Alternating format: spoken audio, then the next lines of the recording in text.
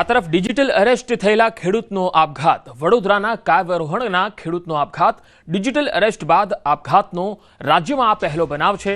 ભેજાબાજોએ દિલ્હી એટીએસની ઓળખાણ આપીને audio video call કરી અને આધેડ ખેડૂતને પરેશાન કર્યા હતા. તમારા ખાતામાં 40 કરોડનું ફ્રોડ થયું હોવાનું કહીને ખેડૂતોને ડિજિટલ એરેસ્ટ કર્યા હતા. એટલું જ નહીં, દર 5 મિનિટ કોલ કરીને ધમકી પણ આપતા. 65 વર્ષીય ખેડૂત અતુલભાઈ હીરાભાઈએ ઝેરી દવા પીને આત્મહત્યા કરી લીધી. દાહોદમાં પ્રભારી મંત્રીની મીટિંગમાં ભારે ગરમાગરમી થઈ ગઈ. ધારાસભ્યએ ડીડીઓની કામગીરી સામે સવાલ ઉઠાવી દીધા. એમએલએ મહેશ ભુરિયા અધિકારીઓ પર વરસી ગયા. ડીડીઓ મનસ્વી વહીવટ ચલાવતા હોવાનો એમએલએનો આરોપ. મંત્રી અર્જુનભાઈ મોઢવાડિયાની હાજરીમાં એમએલએના આક્ષેપો જોવા મળ્યા.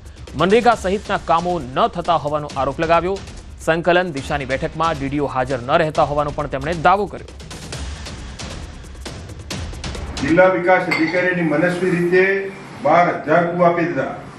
તો એ કુવા માટે અમે એને પાસે પ્રશ્ન કર્યો નથી. મોબાઈલ પાછા હમણાં 5,000 કુવા એક મહિનામાં આપી દીધા.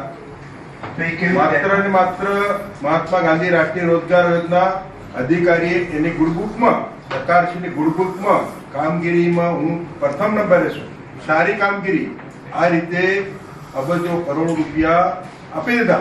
પ્રભારી સાહેબ એવું છે, અધિકારીઓને એવું છે, અધિકારીઓ અધિકારી શાસન ચલાવે છે. ધારાસભ્યનો કોઈ પ્રોટોકોલ પણ ધરાવતા નથી. ધારાસભ્યને એવું છે, અધિકારીઓને છે અમે અધિકારી છે. જિલ્લા પંચાયતના આરોગ્ય વિભાગની ભરતીમાં ભ્રષ્ટાચારના આરોપ થયા છે. ડિસ્ક્વોલિફાઈડ ઉમેદવારોને મેલથી ફરી ડોક્યુમેન્ટ સબમિટ કરવાનો મેસેજ મળતા વિવાદ થયો. જિલ્લા પંચાયતના આરોગ્ય વિભાગે ભરતીની જાહેરાત કરી હતી. NCD medical officer, staff nurse, lab technician સહિત વિવિધ વિભાગોમાં 42 જગ્યાની જાહેરાત કરાઈ. 5,000 ઉમેદવારોએ ઓનલાઈન અરજી કરી. 1,724 અરજી ક્વોલિફાઈડ ગણાઈ.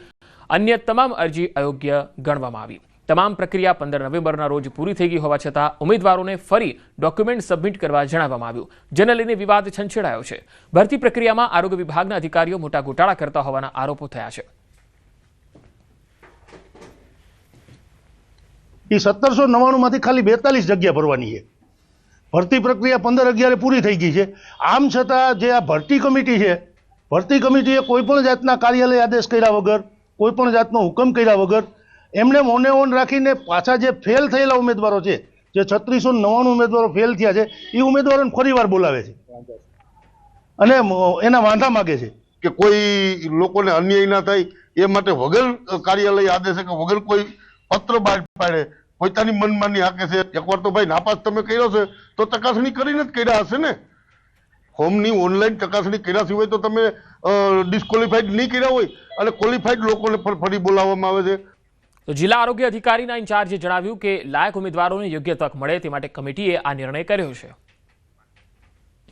એવી ઘણી બધી જે છે વિગતો એમાં અરજી જે ખૂટતી હતી એવા જે ઉમેદવારો છે તેઓને ચર્ચા ભરતી કમિટીમાં કરવામાં આવી અને તેઓને પણ એક તક મળે અને ન્યાય મળે એના માટે ભરતી કમિટી દ્વારા નક્કી કર્યા મુજબ આવા ઉમેદવારોને ઈમેલથી જાણ કરી એમના જે કંઈ ખૂટતા ડોક્યુમેન્ટ છે એ રજૂ કરવા. સુરતમાં ડિજિટલ એરેસ્ટના કેસમાં મોટી કાર્યવાહી થઈ. 72 કલાકથી ડિજિટલ એરેસ્ટ શખ્સને છોડાવવામાં આવ્યો.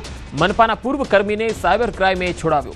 લાઈવ ડિજિટલ એરેસ્ટ દરમિયાન પોલીસ પહોંચી ડોક્યુમેન્ટ્સનો ખોટો ઉપયોગ થયો હોવાનું કહી એરેસ્ટ કર્યા. 5 કરોડની મની લોન્ડરિંગના ગુનાનો આરોપ મૂક્યો. મુંબઈ ક્રાઇમ બ્રાન્ચ તરીકે ઓળખ આપી હતી.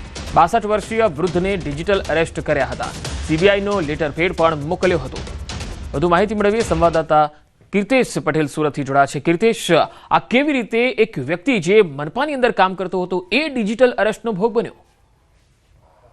બિલકુલ કહી શકાય, સુરત મહાનગરપાલિકામાં બ્રિજ સેલમાં એન્જિનિયર તરીકે કામ કરતા અમિત દેસાઈ રિટાયર થયા બાદ જીવન જીવતા હતા. પણ કહી શકાય કે 72 કલાક પહેલા બોમ્બેથી એમને કોલ આવ્યો હતો અને તેમને ડિજિટલ એરેસ્ટ કરવામાં આવ્યા હતા. 5 કરોડનું મની લોન્ડરિંગ કેસમાં તેમનું નામ આવ્યું છે. તેમનો આધાર કાર્ડનો ઉપયોગ કરવામાં આવ્યો અને ધીરે ધીરે આ વાત શરૂ કરવામાં આવી. પહેલા પોલીસ અધિકારી અને ત્યારબાદ જે સુરતના અમિત દેસાઈ જે મહાનગરપાલિકાના અધિકારી છે તેમને પીવડાવવા માટે કોર્ટ ઊભી કરવામાં આવી હતી. આવા જ એક કેસમાં એક વ્યક્તિને સજા પણ સંભળાવવામાં આવી હતી. એટલે કે જે અધિકારી છે તે ગભરાઈ ગયા હતા. પણ આ તમામ વાતની જાણકારી સુરત સાયબર સેલની ટીમને મળતા તે તાત્કાલિક અમિતભાઈના ઘરે પહોંચી હતી અને તે સમયે આરોપીઓ દ્વારા અમિતભાઈ પાસે પૈસાની માંગણી કરવામાં આવતું. ડિજિટલ એરેસ્ટની લાઈવ મુવમેન્ટ ચાલી રહી હતી. પણ કહી શકાય કે સુરત સાયબર ક્રાઇમની ટીમ દ્વારા જે અધિકારી 62 વર્ષીય અધિકારી છે તેમને ઉગારી લેવામાં આવ્યા છે અને આ મામલે ગુનો દાખલ કરી તપાસ શરૂ કરવામાં આવી છે. ખાસ કરી આરોપીઓ દ્વારા મની લોન્ડરિંગ કેસમાં પોલીસ અધિકારીઓ, સીબીઆઈના અધિકારીઓ, જજ આ તમામ લોકો તેમના સામે વિડીયો કોલ પર એક બાદ એક આવ્યા હતા અને 72 કલાક સુધી તેમને ડિજિટલ એરેસ્ટ રાખ્યા હતા અને પૈસાની માંગણી શરૂ કરી. તે જ સમયે પોલીસ પહોંચતા આખો મામલો સામે આવ્યો છે. એટલે કે વૃદ્ધના પૈસા બચી ગયા પણ જે પ્રકારની ઘટના હતી તેને લઈને હવે પોલીસે તપાસ શરૂ કરી છે. જી કીર્તિશ, આભાર માહિતી આપવા માટે. ફરી માવઠાનું સંકટ છે અને માવઠાને લઈને અંબાલાલ પટેલે આગાહી કરી છે. બંગાળ ઉપસાગરમાં વધુ એક સિસ્ટમ મજબૂત બની રહી છે અને ડિસેમ્બર મહિનામાં વાતાવરણમાં પલટો આવશે. 2 થી 9 ડિસેમ્બરમાં માવઠું વરસવાની શક્યતા છે.